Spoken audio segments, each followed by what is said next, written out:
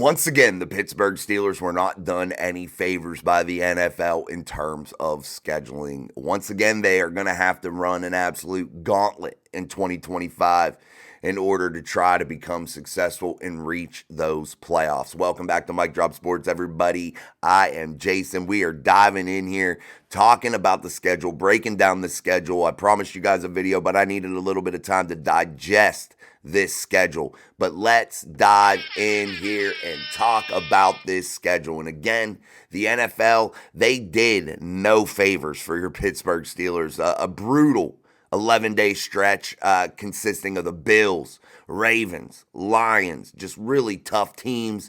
A super early bye week for your Steelers, which I think will prove to be detrimental. But yet again, another year of a very difficult schedule, and I'd rank it as one of the toughest in the NFL. So the NFL, yeah, boo for the NFL. But they are absolutely ridiculous in what they have set the Steelers up for here. But let's dive in. Let's break it down. The preseason, you have the Jags, Bucks, and Panthers, all 7 p.m. starts for your Pittsburgh Steelers. Excellent opportunities, though, wherever these games may be. Steelers at Jags, Bucks at Steelers, Steelers at Panthers. So there is one home opportunity for Steelers fans to take young fans, even guys, fans from other teams. This is an excellent opportunity to get your young fan involved into the NFL, into the National Football League, and allow them to get their feet wet attending football games. No, it's not the same, but it gives them that feel. So it's an excellent opportunity. It's usually pretty cheap to get into those games, so I highly recommend those. But again, 3 games, excellent chances for the Pittsburgh Steelers to get some of their young guys a lot of good, valuable minutes against some opponents that I think could, allow the Steelers to really get moving, man, and really allow these guys to build some confidence here in 2025. Let's start with the Week 1 opener, September 7th at 1 p.m. The Steelers starting yet again, on the road, going to New Jersey to take on the New Jersey Jets, man.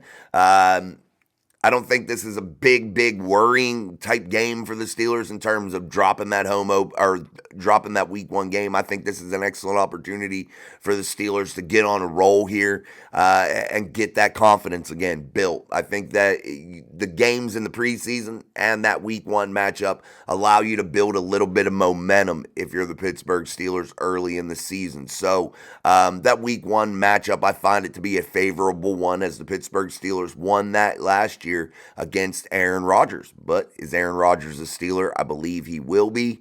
Perhaps that is just a great way for Aaron Rodgers to open his Pittsburgh Steelers career, opening it in New Jersey yet again for Aaron Rodgers, a place where he suffered a significant season-ending injury in his first year with the Jets. And we'll see how it goes here if he is part of the Pittsburgh Steelers as a third consecutive year of being in New Jersey bright and early inside of the NFL season, inside of the National Football League season. That game at MetLife Stadium again in New Jersey, but I think the Steelers could come away with a W there, hopefully, and get this thing rolling. Let's move into Week 2. You have the Seattle Seahawks. Seahawks coming into the city of Pittsburgh, Week 2, gives the Steelers a home game. The Seahawks, a major flux. This is a revenge game in terms for DK Metcalf, the wide receiver brought in for a second-round pick, now coming in to face his former team bright and early again in the NFL season in Week 2. You can't say some of these things aren't purposeful, man. How odd is it that the Jets and the Seahawks find themselves bright and early onto this schedule, and the possibility of Aaron Rodgers and the reality of DK Metcalf being on the Pittsburgh Steelers, all set up for dramatic television, man. The NFL knows how to make some dramatic things happen, and you see it here again with the Seattle Seahawks game. This is another one where I think the Steelers, going up against a team like the Seahawks that have been a major flux, are going to be trying to find their identity early. But I think the Pittsburgh Steelers, again, maybe continue to get on a roll here early in the season and perhaps start to build that momentum. So I find those two first games to be favorable. Then we move on to the Patriots game, another game that I find to be favorable for the Steelers. However, the Patriots aren't going to go down without a fight. None of these teams are. This is the NFL, guys. The razor-thin margin is very, very real. So any of these games could go either way any given Sunday. And when I'm talking about, do I find them favorable? Yes. And I think the Patriots game, another game, 9/21, 20/25, man, at 1 p.m., another 1 p.m. start. 3 1 p.m. starts to kick off the season. The Pittsburgh Steelers at the New England Patriots, heading up to Foxborough to take on those Patriots. And again, I think it's another favorable matchup. So the season, first 3 weeks, preseason, not so bad yet. But then we move in to week 4, where the Pittsburgh Steelers are going to be going over to Dublin. And this is where I have a real big issue with the Steelers. Not the NFL, with the Steelers. I think Mike Tomlin and Art Rooney need to get their head out of their ass with this one, because you heard Art Rooney talking about, we'll probably do the same thing we did in 2013. We'll just go over there a couple days beforehand and expect to play a football game. No. You finish up that game against the New England Patriots in Foxborough. You don't come back home. You head straight across the pond. You get over Ireland. You allow several days for your guys to get in rhythm with the time change and get themselves acclimated to playing overseas, and allow them to get in a little bit of a rhythm, because they are playing a very, very tough team in the Minnesota Vikings. But one thing for the Vikings, they will be only going into week 4 with a young J.J. McCarthy, a rookie quarterback per se, due to an injury to where it wiped out his rookie season. So he didn't get a chance to really do anything in his rookie year. So this is technically that rookie season for J.J. McCarthy and the Minnesota Vikings. And that could be a tough task, playing overseas against the Pittsburgh Steelers defense that I think has gotten significantly better throughout the offseason in terms of their acquisitions along the defensive front, some of their secondary acquisitions. Just all around, I think this defense has gotten a little bit better on paper, but we'll see how that all is.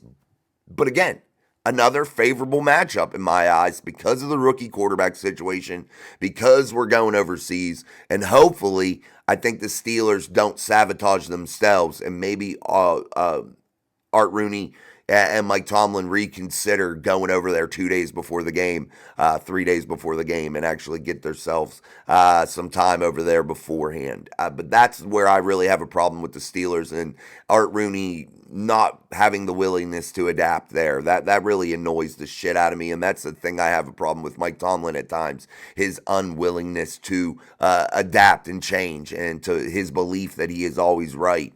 And sometimes he's not, and he needs to figure out how to change and how to adapt there. But if you're the Steelers, as soon as that game's over, you get your guys and you get back on a plane. You let them sleep on a plane.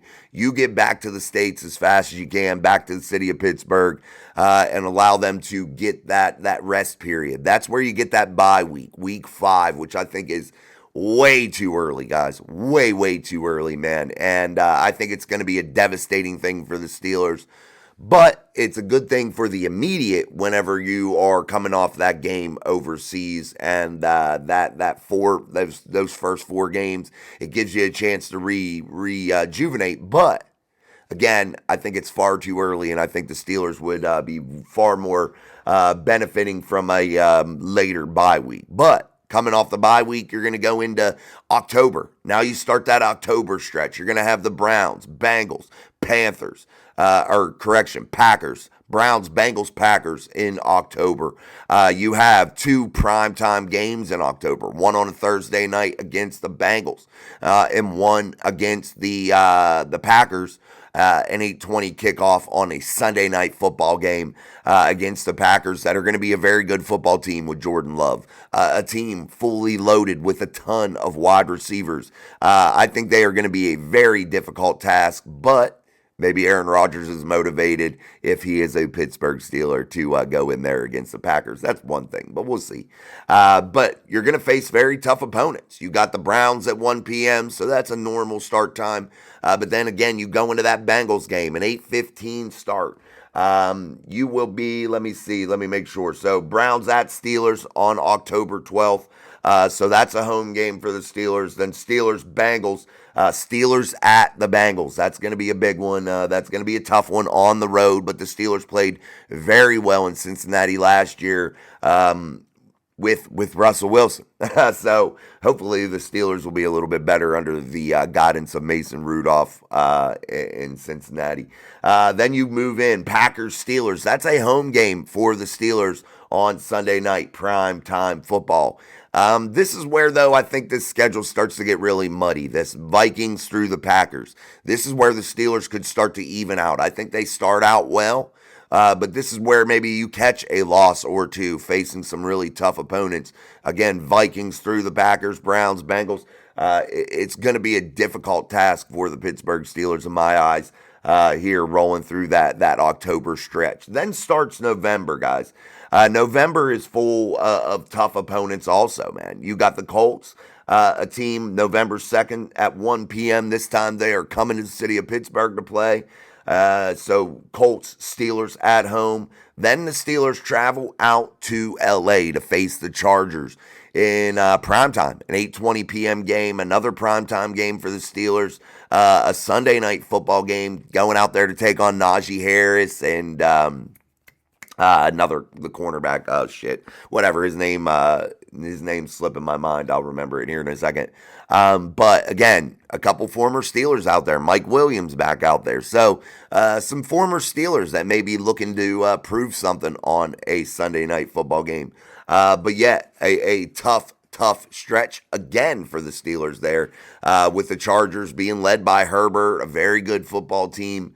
And then you roll right back into a Cincinnati Bengal game. This time, Bengals coming to play in Pittsburgh.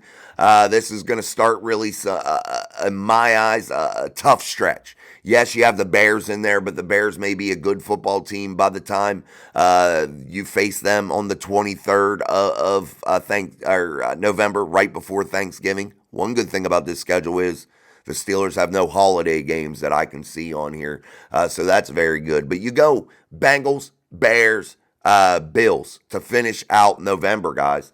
That's tough in my eyes because, again, the Bears could be good. That could be a game the Steelers are still a little bit better, but the Bills and the Bengals, still you're going up against two really good quarterbacks there. To finish out November in those final 3 weeks. I don't really have much respect for Caleb Williams. I don't think he's that good in terms of a player. I think he's a weirdo, but, hey, it is what it is. But then, again, you're going in, taking on those Bills, man.